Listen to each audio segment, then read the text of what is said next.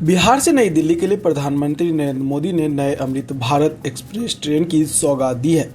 बिहार से नई दिल्ली तक बेहतर कनेक्टिविटी के लिए इस ट्रेन को शुरू किया गया है। शुक्रवार को इसे उद्घाटन स्पेशल के तौर पर शुरू किया गया है और 31 जुलाई से ये ट्रेन नियमित बिहार से चलेगी। वहीं नई दिल्ली से पटना के लिए 1 अगस्त से नियमित परिचालन शुरू होगा।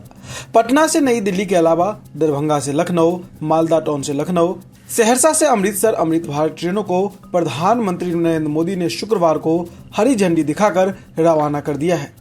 4 अमृत भारत एक्सप्रेस के उद्घाटन के दौरान प्रधानमंत्री नरेंद्र मोदी ने बिहार के मोतिहारी में एक सार्वजनिक समारोह में 7200 करोड़ रुपए से अधिक की कई विकास परियोजनाओं का लोकार्पण और शिलान्यास भी किया।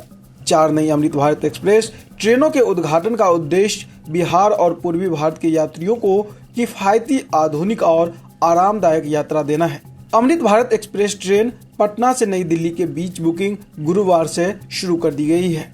इस ट्रेन में कुल 559 स्लीपर के वर्थ है और पटना से नई दिल्ली के लिए एक सीट का किराया 560 रुपए है।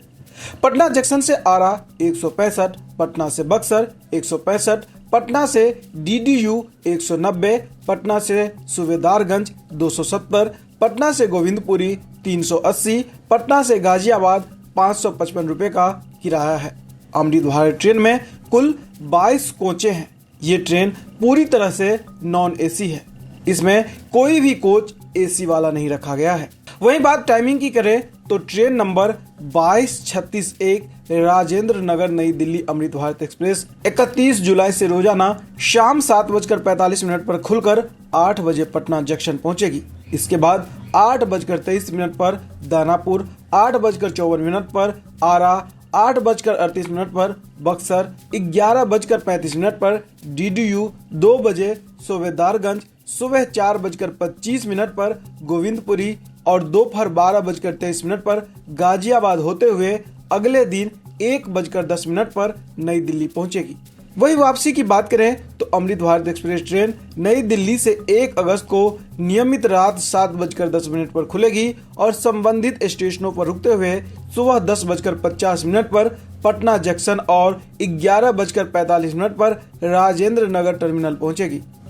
इस सबसे इतर लोगों ने जब अमृत भारत एक्सप्रेस और पटना जाने वाली ही संपूर्ण क्रांति एक्सप्रेस की तुलना की तो रफ्तार से लेकर किराए तक के मामले में संपूर्ण क्रांति ही बेहतर निकला। देश की मॉडर्न ट्रेन के रूप में चर्चित अमृत भारत एक्सप्रेस रेलवे की पुश पुल ट्रेन है। मतलब कि इस ट्रेन के आगे और पीछे दोनों तरफ इंजन लगे होते हैं। रेल मंत्रालय इसे low cost high speed train के रूप में प्रचारित करता है, लेकिन पटना से दिल्ली की दूरी नापने में इसे राजधानी एक्सप्रेस तो छोड़ दीजिए, संपूर्ण क्रांति से भी 5 घंटे ज्यादा लगते हैं। अभी पटना से नई दिल्ली पहुंचाने में सबसे कम समय लेने वाली ट्रेन पटना राजधानी एक्सप्रेस है।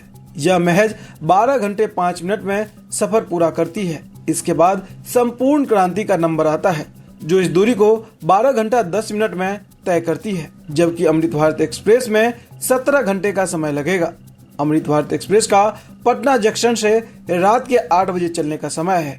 यह ट्रेन मुगलसराय, प्रयागराज, कानपुर, गाजियाबाद होते हुए अगले दिन दोपहर में 1:10 पर नई दिल्ली पहुंचेगी।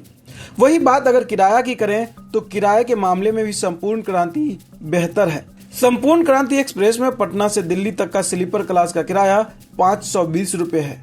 इसमें बस फेयर 470, सुपर फास्ट चार्ज 30 रुपए और रिजर्वेशन चार्ज 20 रुपए है। जबकि अमृत भारत एक्सप्रेस में पटना से दिल्ली का किराया 560 रुपए है। इसमें बस फेयर 540 रुपए है, जबकि रिजर्वेशन चार्ज 20 रुपए लगाया गया है। इस हिसाब से पटना से दिल्ली तक का किराया 560 रुपए हो जाता है।